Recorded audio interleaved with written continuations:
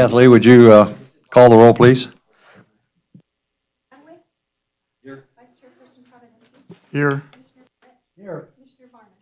Here.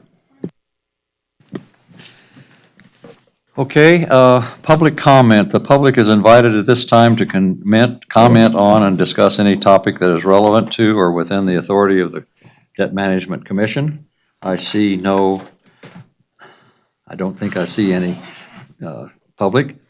So we'll move on to item C, discussion and possible action to appoint Mary Sonata to fill a citizen-at-large position on the commission pursuant to NRS 350.00015. You've got the section of the NRS before you, and in this case, Carson City is composed of the representative from the Board of Supervisors and the school district and 3 representatives at large.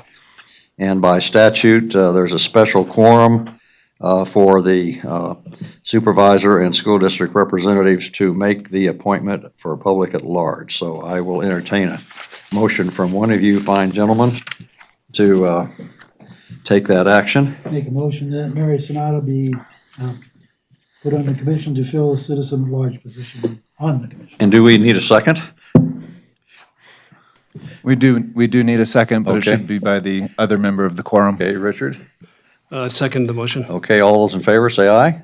Aye. Okay, Mary, you're appointed. Come on up. Come on down. She has to get sworn. We'll take a brief recess while Kathleen swears Mary in. Not swears at, but swears in.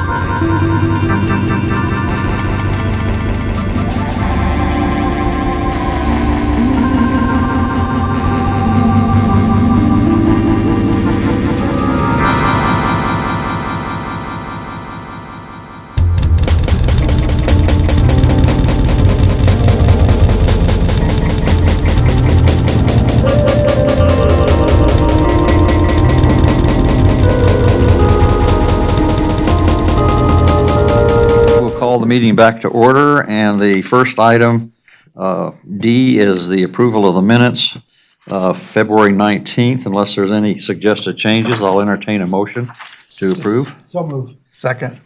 All those in favor say aye. Aye. Okay, thank you. E is discussion and possible action of municipalities' annual report, statements of debt management policy, plans for capital improvement, and updates of information as required by 350.013. First up is Carson City. Who is going to make that presentation?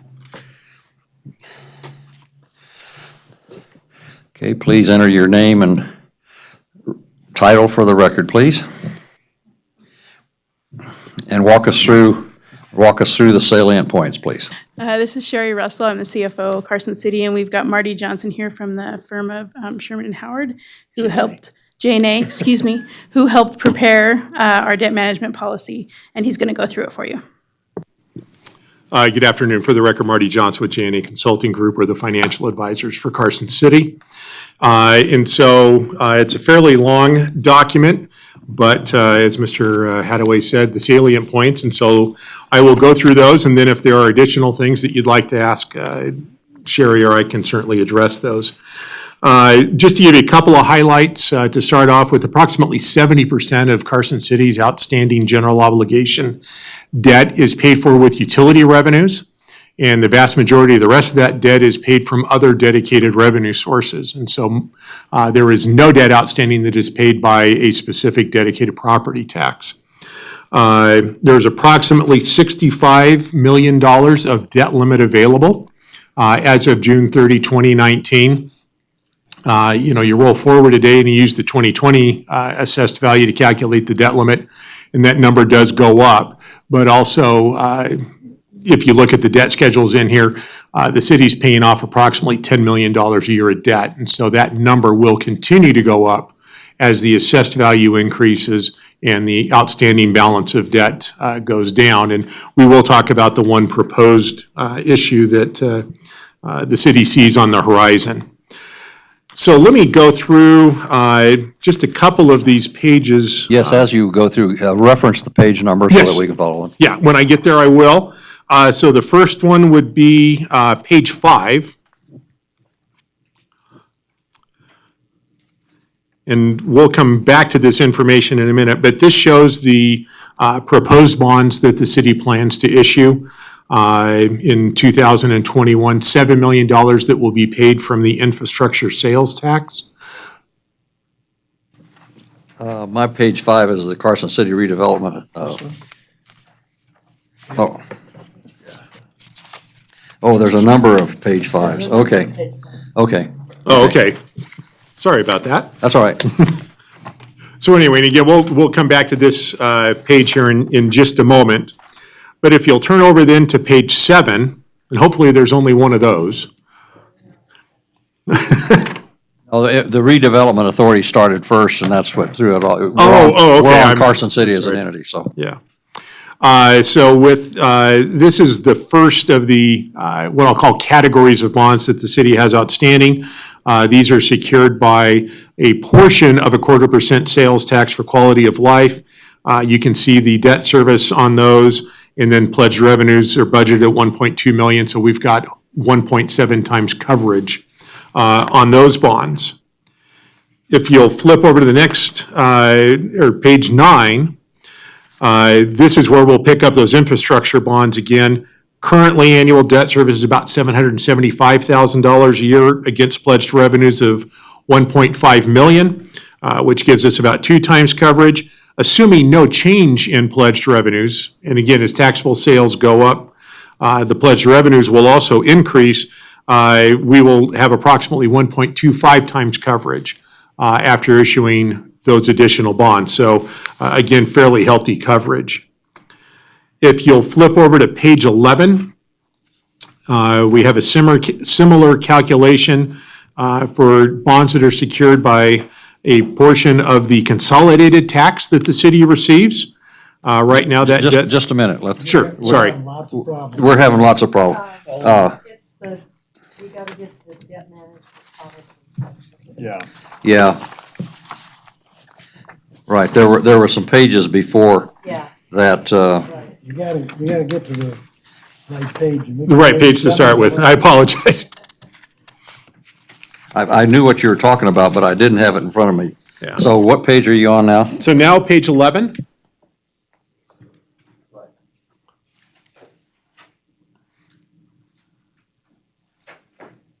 So are we all there now? And that says consolidated tax secured bonds. Debt service coverage. Yes. Okay. And so you can see for the consolidated tax secured bonds that the city has, that coverage is 1.5 times, again, well in excess of 1 times. The consolidated tax is a major general fund revenue source. So these bonds, while they're dedicated security from the consolidated tax, these would be paid from, the general fund of the city, essentially. And this is for the school district also. Are there any bonds that the city issues that are more than, has a coverage more than one? A special, Well, they should all have a coverage of more than one. There's none with less than a coverage of one. I understand that, but I mean, Yeah. some bonds are 1.5, et cetera. So all the city bonds are 1? At least one Least times. one, Okay. yes. Yep. So again, on page 11, the consolidated tax you can see is 1.5. If you'll flip over to page 12, you'll see some bonds that are secured by room tax, which have coverage of 4.7 times. Page 13, the 1/8 V&T sales tax, those bonds have approximately 1.5 times coverage. So again, you can see that there are substantial coverage levels on those bonds. And then the last couple that I will point out are the utility-based bonds. On page 15, we have the water system secured bonds. Those have coverage of 1.35 times based on the 2020 budgeted numbers. If you'll look at page 17, it's 1.76 for the wastewater or sewer utility.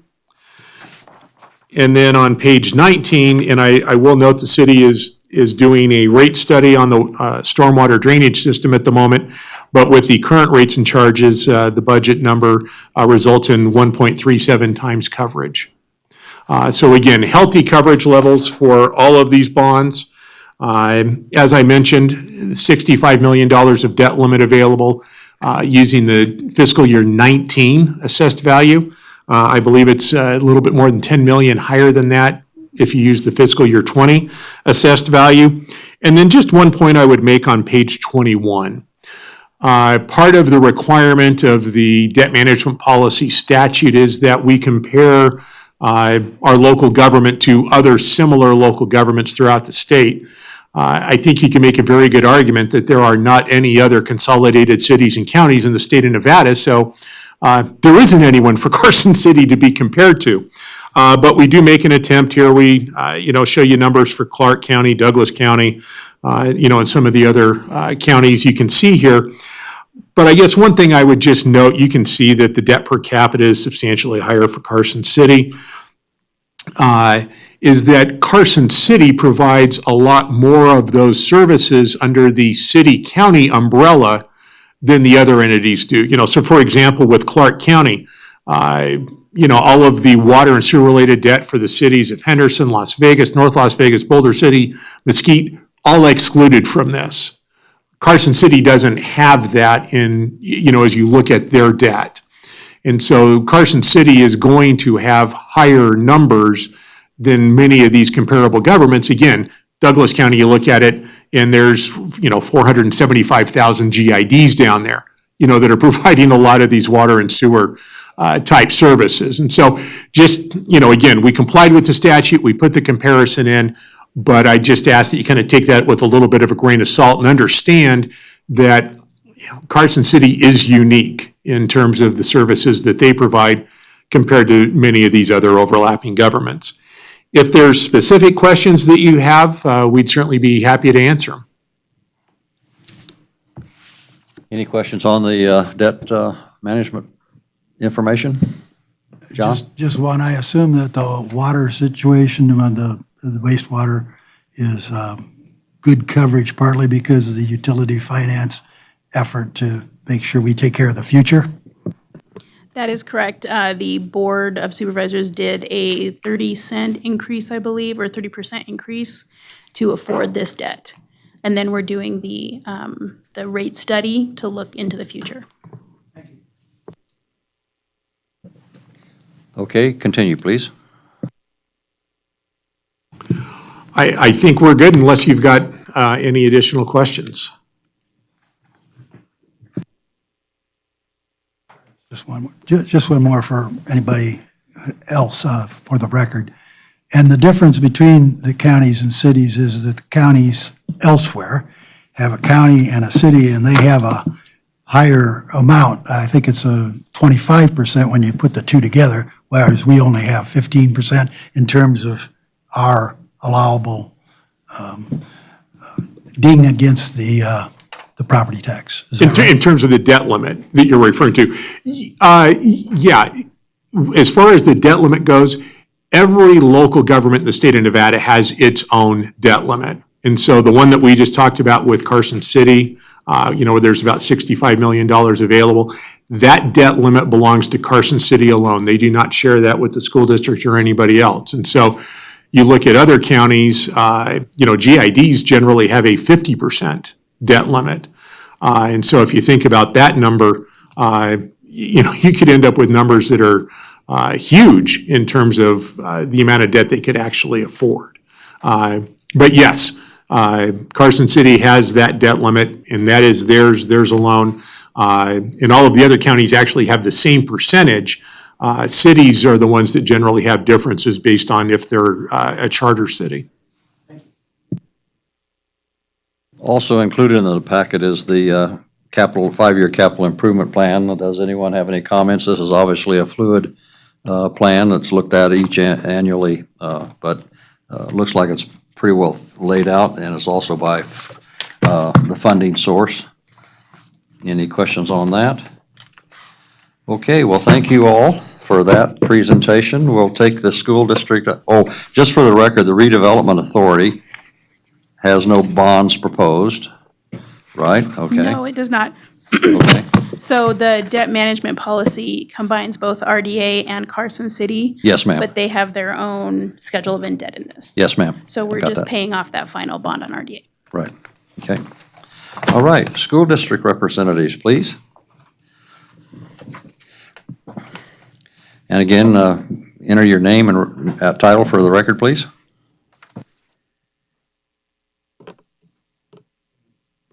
Yeah, I should know better. Sorry. Andrew Feeling, Director of Fiscal Services for Carson City School District. Thank you for having me here today. The debt management policy for the district is very similar to prior years. We are within all of our required limits for that we have outstanding at this time.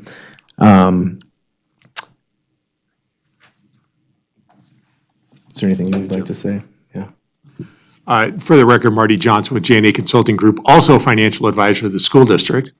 And I think if it would be okay with the commission, 95% of the information, the debt management policy makes up 95% of the information that we're going to discuss in the next agenda item.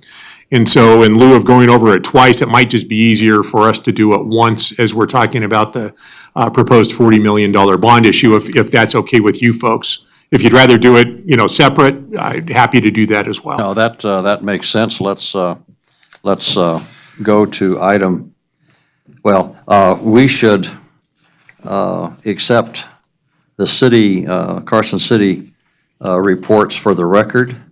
The minutes should reflect that we accepted those reports.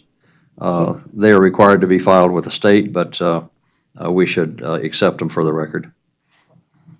So moved to accept the Carson City presentation for the record. Second. All those in favor say aye. Aye. Aye, okay. Let's defer the school district action and go to item F. And sometime during your presentation, maybe I was confused, but the debt management indicates, or the projections indicated a $20 million bond, and this is for $40 million. So if you could, I think it was a capital improvement program that had $20 million, so forth. So to introduce this, again, Martin Johnson with J&A Consulting Group with Andrew Fueling, and then also Ryan Henry, Sherman and Howard Bond Counsel. Hopefully, and we'll start to make sure that everybody's on the same page with this one. We have the information that we prepared to present to the Debt Okay. Management Commission. Okay. And so this is the packet that we'll go through, and this isn't something the Carson City Debt Management Commission has to do very often, in terms of reviewing property tax paid GO bonds. And so this packet goes through and talks about the different criteria that we have to demonstrate we meet in order for you folks to approve this. And as part of that, AJ will address the capital improvement plan and discuss the difference in the proposed bond amount and the project amounts, as you brought up, Mr. Chairman. So to start off with, actually, let's just start with the project summary. So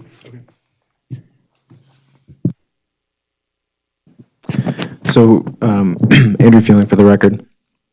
So getting to the difference in the dollar amounts is really a timing issue. So initially, before when we initially put the budget together, we had discussed as a district going for about $20 million, or having that available to us that we would bond for here in the near future. Once tax projections came in and that sort of thing, you now have presented to you something much larger today for a possible approval. Projects that the district is looking at, while I would love to say that we have some very detailed and specific projects laid out at this point, we have many ideas. We don't have a specific project at this time. We know we have a specific concern, and that is capacity. And so everything that we talk about really at this point is about capacity. You may have seen in the news that the district is considering or is looking at the Capital Christian property here in town, or formerly owned by Capital Christian, for various reasons and with various ideas of how we may use that, but ultimately it comes back to capacity. We have a board meeting this evening. That item will come up for discussion again to potentially enter into a letter of intent and a due diligence period to better acquaint ourselves with what that property may entail for us, for improvements and renovations that would be needed. Also, along with that, if that happens, and even if it doesn't happen, potentially adding capacity at other schools of particular note is our concern is at the middle school level, Carson Middle School, Eagle Valley Middle School. Carson Middle is now at almost 1,250 kids, most likely this year, which is well above what they should have capacity-wise. So that will be considered. We have worked with a company over the last 2 years to put together basically a mapping of our students and where they live so that we can look at rezoning considerations. I think in the next year, that is going to be something that our board will be discussing as well. And as we consider scenarios for how we may use this funding, the rezoning process is going to be a large part, kind of in tandem with adding capacity. So it's, while there aren't defined projects, and if you look at our capital improvement plan, there's 20 million over 2 years set aside to work towards building a school. A number of years ago, we said it would likely be a K through 8 school. We don't know that that's necessarily the population of the school district hasn't increased kind of where we thought it would in some ways. So we're trying to plot that out and have gone through some projections with a company to help us get an idea of where our student body, or how our student body will change over the next 7 years, and so that we can try to be as strategic as we can and surgical as we can in trying to add some capacity within the district. There are some other smaller projects in here, some work at the Carson High School.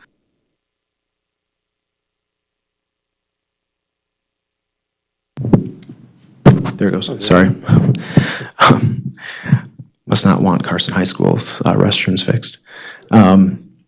So in finishing up projects here at, on the list is finishing up projects at Mark Twain and Fremont. That is actually not related to this bond issuance, that was the prior one. But those are still showing on our capital improvement plan.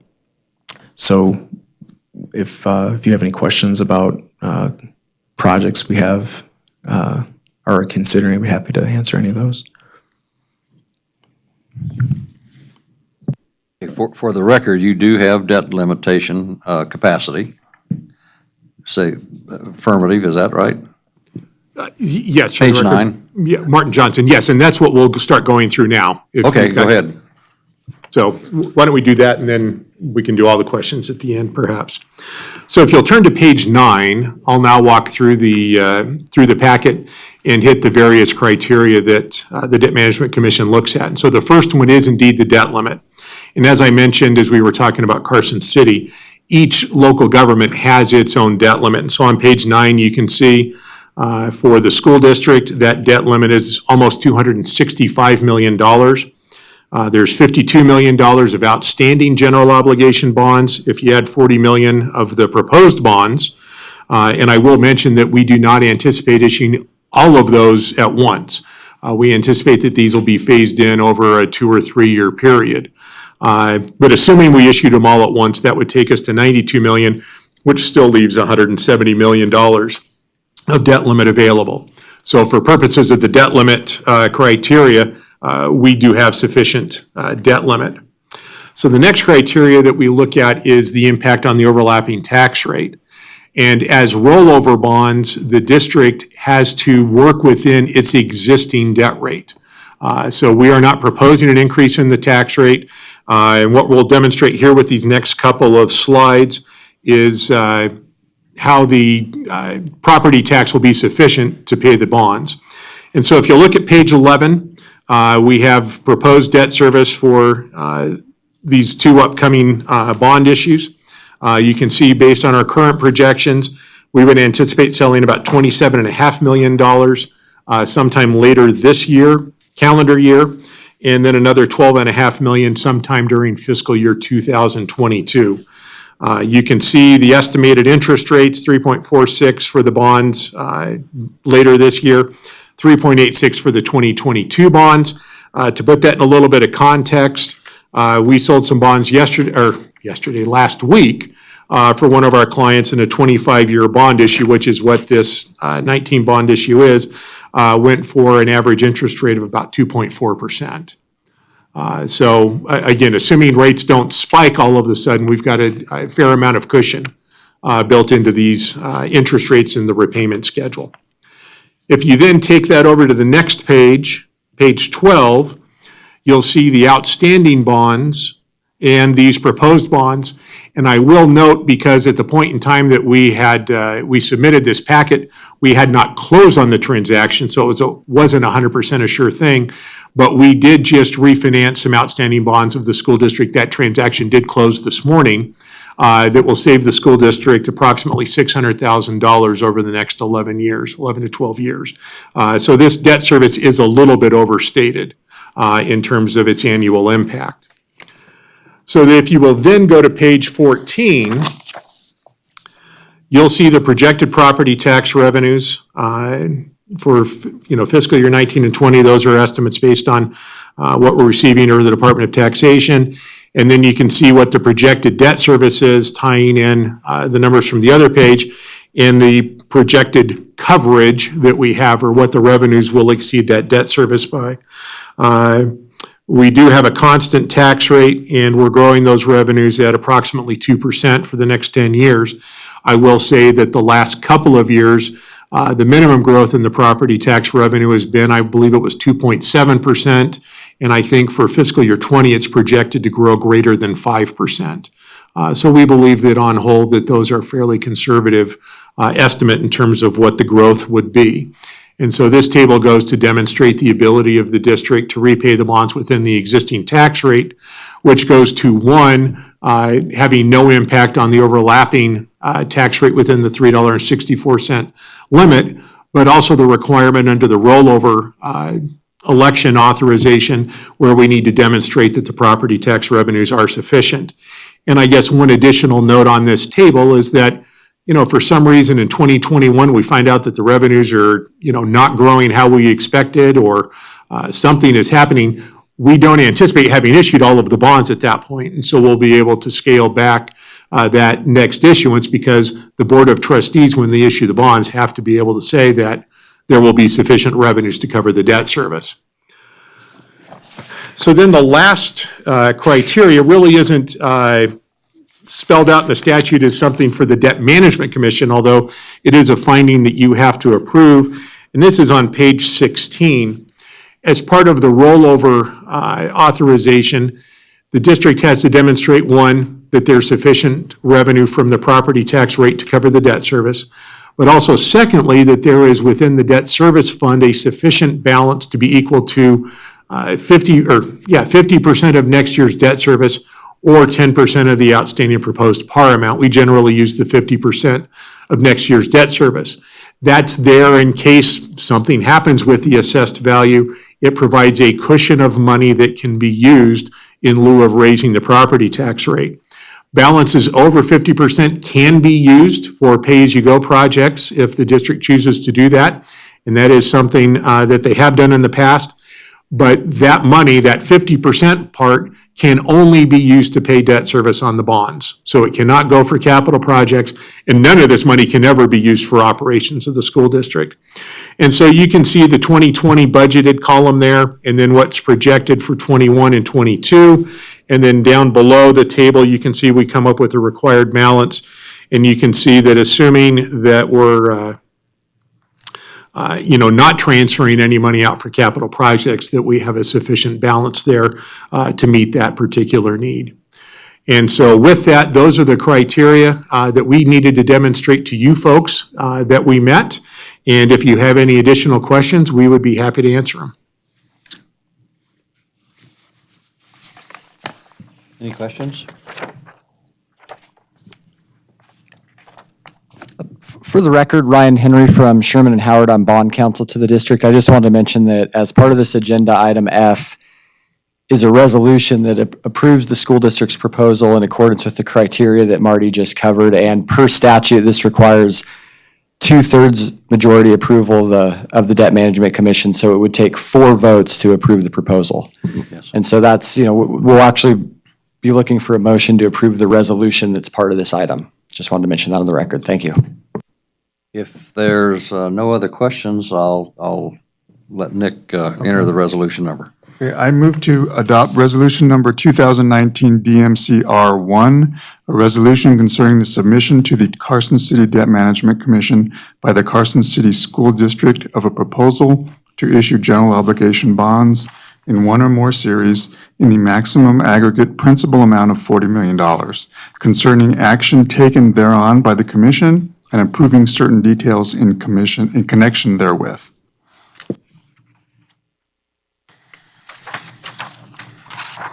Anybody want a second? I'll second. Frank seconds. Any other questions? All those in favor say aye. Aye. There is a unanimous vote, so that meets the supermajority requirement. Thank you, gentlemen. Let's go back briefly to item E and accept for the record Carson City School District's annual report and statement of debt management and capital improvement stuff. So moved. All those in favor say aye. Aye. Thank you all.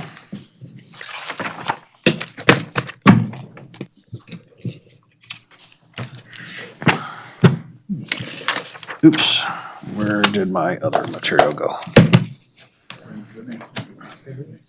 No, we got 2 other things to do, and I think typically use the 90%. yeah, right, well, anyway, here they are. Okay, item G is possible action to specify the percent of limitation of total ad valorem tax levy as required pursuant to NRS 350.0155. That's section 1 of that amount. It says specify a percentage which must not be less than 75% for the purpose of paragraph D, et cetera. For the last number of years, as far as I can remember, we've set 10% limit related to that item.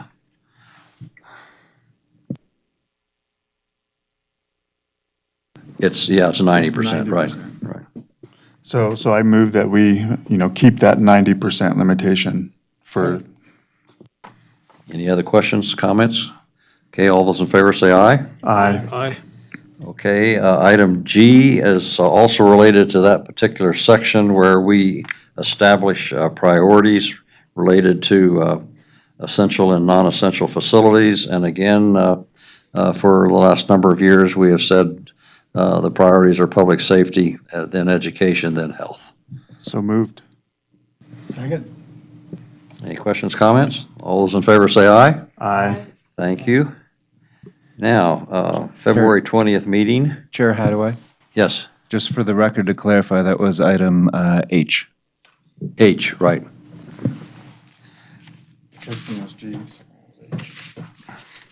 Okay, February meeting. Kathleen, what have we normally done? It's the second or third, if I can't remember. Okay, are there any board meetings? Do you guys know in advance? Got any conflicts on any week? Any preference? Okay, well, let's make it the 11th then, at 1:30. Is 1:30 a good time for y'all? Okay? Yes. Okay, then item J, one last time, the public is invited at this time to comment on any matter that is not specifically included on the agenda as an action item. No action may be taken on this matter raised. And I see no citizens, so that is that. And I will declare this meeting adjourned. Thank you all for coming.